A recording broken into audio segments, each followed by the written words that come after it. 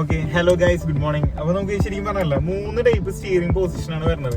ആദ്യത്തേന്ന് വെച്ചാൽ ഇപ്പൊ നമുക്കിപ്പോ കുറച്ചും കൂടി എന്താ പറയാ, ഇപ്പൊ ലേഡീസ് ഒക്കെയാണ് നമ്മൾ എന്താ ചെയ്യണമെന്ന് വെച്ച് കഴിഞ്ഞാല് നമ്മൾ ഫസ്റ്റ് എന്ത് ചെയ്യും, സീറ്റ് എന്ത് ചെയ്യും, മാക്സിമം എന്ത് ചെയ്യും, ഫ്രണ്ടോട്ട് കയറ്റിടും. ഫ്രണ്ടോട്ട് കയറ്റിയെടുത്തിട്ട് നമ്മുടെ എൽബോ എന്ത് ചെയ്യും, നന്നായിട്ട് മടക്കിയിട്ട് ഇങ്ങനെയാണ് ഇരിക്കാം.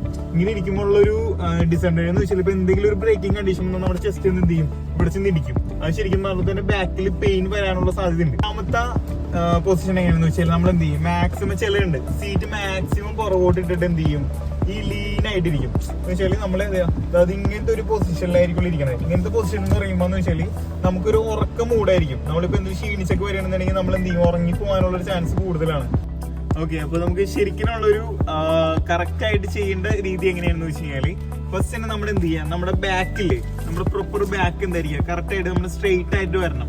എന്നാൽ മാത്രമാണ് നമ്മൾ ലീനും അല്ല കുറച്ചുകൂടി കൺജസ്റ്റഡ് അല്ലാണ്ട് ഇരിക്കാൻ പറ്റുള്ളൂ. കറക്റ്റ് സ്ട്രെയിറ്റ് ആയിരിക്കണം. അതുപോലെ തന്നെ നമ്മുടെ ഹെഡിന്റെ സപ്പോർട്ട് ഇല്ലേ, ഹെഡ് സപ്പോർട്ട്, അതും കറക്റ്റ് ആയിട്ട് നമുക്ക് ഇവിടെ വരണം രീതിയിലായിരിക്കണം.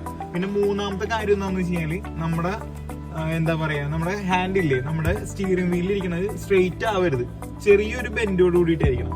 എന്നാൽ മാത്രമേ നമുക്ക് എന്തെങ്കിലും പെട്ടെന്ന് ബ്രേക്ക് പിടിക്കുമ്പോൾ നമ്മുടെ കൈക്ക് ഒരു ചെറിയൊരു ഫ്ലെക്സിബിലിറ്റി കിട്ടുള്ളൂ. അല്ലെങ്കിൽ നമുക്ക് ചിലപ്പോൾ ഇവിടെ ഇഞ്ചുറി വരാനായിട്ടുള്ള ചാൻസ് കൂടുതലാണ്. ഓക്കെ, അതുപോലെ തന്നെ നമ്മുടെ കാല്, ലെഗിന്റെ സ്പേഷ്യസ് നോക്കി കഴിഞ്ഞാൽ നമ്മൾ ഒരിക്കലും സ്ട്രെയിറ്റ് ആയിട്ട് വെക്കരുത്, കാല് ഒരിക്കലും എത്താത്ത രീതിയിലായിരിക്കരുത്. അതേപോലെ തന്നെ നമ്മൾ എന്തായിരിക്കണം, കറക്റ്റ് ആയിട്ട് ചെറിയൊരു ബെൻഡോട് കൂടിയിട്ടായിരിക്കണം നമ്മുടെ ലെഗ് സപ്പോർട്ടും വരേണ്ടത്, ആക്സിലേറ്ററിലും അതുപോലെ തന്നെ ബ്രേക്ക് ക്ലച്ചിൽ വരേണ്ടത്. ഓക്കെ, അപ്പൊ ഇതാണ് നമുക്ക് കറക്റ്റ് ആയിട്ട് ചെയ്യേണ്ട പൊസിഷൻ. അപ്പൊ ഇതെല്ലാവരും മാക്സിമം കീപ്പ് ചെയ്ത് ഓടിക്കുക. അപ്പൊ നമുക്ക് മാക്സിമം പെയിനും ഇഞ്ചുറി ഒക്കെ ഉണ്ടെന്നുണ്ടെങ്കിൽ ഒഴിവാക്കാൻ പറ്റും. Okay, see you soon.